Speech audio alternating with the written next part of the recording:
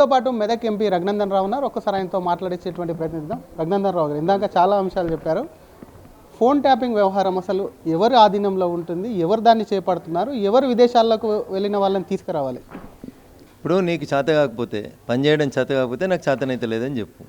నువ్వు అరెస్ట్ చేసినటువంటి కొంతమంది డీసీపీలో, ఎస్పీ స్థాయి అధికారులు, డిఎస్పీ స్థాయి అధికారులు ఏం చెప్పినారు? అప్పుడున్న రాష్ట్ర ప్రభుత్వ పెద్దలు చెప్తే మేము చేసినాము అని చెప్పిండ్రు. సరే, ఒకలో ఇద్దరు విదేశాలకు పారిపోయినారు అనుకో, వాళ్ళని వదిలేసి మిగతాలను అరెస్ట్ చేస్తారు కదా.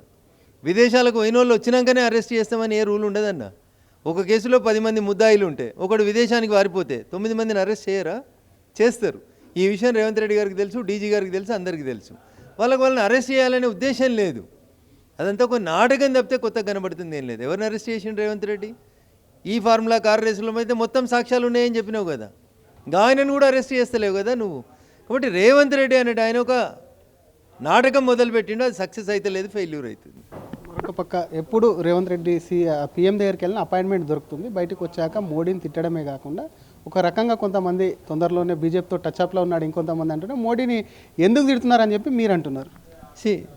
మీరు మా ఇంటికి వచ్చినప్పుడు మేము సంస్కారవంతంగా మాట్లాడినాం. ఈ రాష్ట్ర ప్రజల ప్రయోజనాలని దృష్టిలో పెట్టుకొని ఈ రాష్ట్ర ముఖ్యమంత్రిగా వారికి అపాయింట్మెంట్ ఇచ్చినాం. రేవంత్ రెడ్డి కాంగ్రెస్ ఎమ్మెల్యే అని ఇవ్వలేదు. తెలంగాణ రాష్ట్ర ముఖ్యమంత్రిగా ఫెడరల్ స్ఫూర్తిలో ప్రధానమంత్రి గారు ఏదైనా ముఖ్యమంత్రి గారు కలుస్తున్నప్పుడు అపాయింట్మెంట్ ఇస్తున్నారు.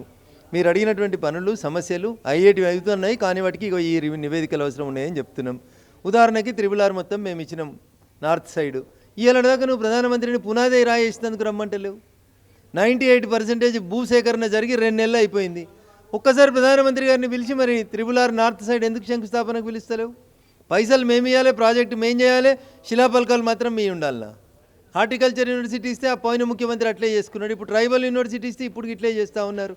సో రేవంత్ రెడ్డి గారు తన సొంత పార్టీలో తన కాలు బట్టి లాగాలని చూస్తున్నటువంటి నాయకుల బారి నుంచి తప్పించుకునేందుకు పక్క పార్టీ వాళ్ళని తిట్టి ఈయన బీజేపీతోటి బాగా కొట్లాడుతుంటే కాంగ్రెస్ నాయకులే కాలుబట్టి గుంజుతురని వాళ్ళని బ్లాక్మెయిల్ చేస్తున్నటువంటి అంశం తప్ప ఇంకొకటి కాదు. బీజేపీలోకి వస్తాడా రేవంత్ రెడ్డి? ఆయన కాంగ్రెస్ ముఖ్యమంత్రి. ఈ ప్రశ్న మీరు నన్ను కాదు అడగాల్సింది, రేవంత్ రెడ్డి గారిని అడిగితే ఆయన టచ్లో ఉన్నాడని కొంత అనుమానం ఉందని చెప్పి కాంగ్రెస్ నేతలు చెప్పారు. అందుకనైనా ఒకసారి శ్రీధర్ బాబు గారిని, ఒకసారి భట్టి గారిని, ఇంకొక మంత్రిని పక్కన పెట్టి తోలుస్తుంది కాంగ్రెస్ పార్టీ. రాహుల్ గాంధీ గారు సమాధానం చెప్పాలి దీనికి.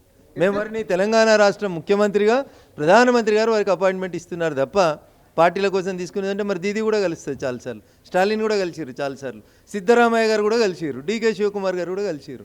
దాన్ని ఎట్లా చూస్తారండి?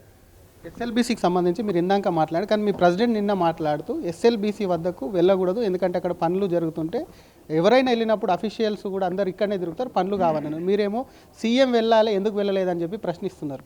అదే ఆయన సొంత జిల్లా. ఎస్ఎల్బీసీని ఈయనేదో దవుడు మొదలుపెట్టినట్టు బాగా బాకాలు ఊదుకుంటున్నాడు. మేము వచ్చినాకనే పని మొదలైంది, టీఆర్ఎస్ వాడు 10 ఏళ్ళు మర్చిపోయినరు అన్నారు. కాబట్టి బాధ్యత గల ఆ జిల్లా నీ సొంత ఊరికి పక్కకే ఉంటుంది, 10 కిలోమీటర్లు లేదు. అందుకని అడిగినాం.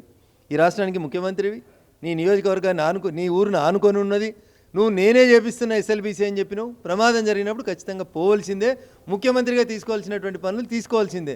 8 రోజులుగా 8 మంది టన్నల్లో ఉంటే చనిపోయినారా ఉన్నారా అనే తెలియని పరిస్థితులలో వాళ్ళ కుటుంబ సభ్యులు బాధపడుతుంటే ఏం మాట్లాడమంటారు?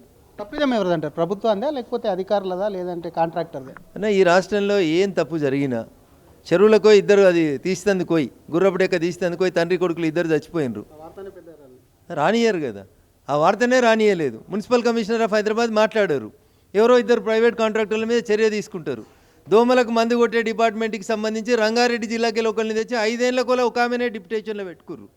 2 GHMC డివిజన్లకు ఆమెనే చేస్తుంది పని, ఆమె మీద చర్య ఉండదు. ఎందుకంటే ఆమెను ఎందుకు తెచ్చిరో రంగారెడ్డి జిల్లాకి వెళ్ళి ఎందుకు కాపాడుతుండో కమిషనర్కే తెలియదు. చర్య మాత్రం కాంట్రాక్టర్ల మీద తీసుకుంటారు. అసలు మున్సిపల్ మంత్రి బాధ్యత వహించాడు, హోంమంత్రి బాధ్యత వహించాడు, టన్నెల ప్రమాదం జరిగితే నీళ్ల మంత్రి వహించాడు. ఎవరు వహిస్తుర్రన్న?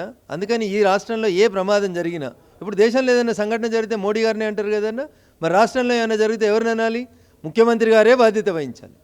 థ్యాంక్ యూ అండి. ఇది అసలు ఎస్ఎల్బీసీ ప్రమాదానికి సంబంధించి కూడా ముఖ్యమంత్రి బాధ్యత వహించాలి, ఎందుకు అక్కడికి వెళ్లేందుకు కూడా ఆయనకు వీలవ్వలేదని ప్రశ్నిస్తూనే, మరొక పక్క ఫోన్ ట్యాపింగ్ వ్యవహారం ఏదైతే ఉందో దాన్ని అరెస్టు చేసేందుకు కూడా ఆయనకు చేత కావడం లేదా, ఎందుకంటే రాష్ట్ర ప్రభుత్వం ఆ కేసును విచారిస్తుంది. అటు విదేశాలకు పారిపోయిన వాళ్ళని కాకుండా మిగిలిన వాళ్ళను ఎందుకు అరెస్టు చేయడం లేదు అంటూ కూడా ఎంపీ రఘునందన్ రావు ప్రశ్నిస్తున్నారు. కెమెరామెన్ జాఫర్తో శ్రీధర్, RTV, హైదరాబాద్. మరిన్ని వీడియోస్ కోసం ఛానల్ ని సబ్స్క్రైబ్ చేయండి. లేటెస్ట్ అప్డేట్స్ కోసం వాట్సాప్ ఛానల్ ని ఫాలో అవ్వండి. ఆ లింక్ డిస్క్రిప్షన్ లో ఉంది.